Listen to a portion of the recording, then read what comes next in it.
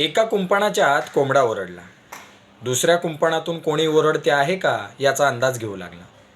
दोन्ही कुंपणांच्या मध्ये मोकळ्या जागेत दोन कोंबड्या या कुंपणातल्या आणि दोन कोंबड्या त्या कुंपणातल्या मातीत चोची मारून टकटक करीत किडे खात होत्या. तेवढ्यात दुसऱ्या कुंपणातून कोंबडा ओरडला. पहिल्या कोंबड्यानं मान वर केली, धीर केला, पंख फडफडवले, सारा जोर एकवटून खांबावर आला. दुसऱ्या कोंबड्यानेही मान वर केली, धीर केला, पंख फडफडवले आणि सारा जोर एकवटून खांबावर आला. पहिल्या कोंबड्यानं दुसऱ्या कोंबड्याकडे झेप घेतली, दुसऱ्या कोंबड्यानं पहिल्या कोंबड्याकडे झेप घेतली. दोघांची चांगलीच जुंपली, निकराची झुंज झाली.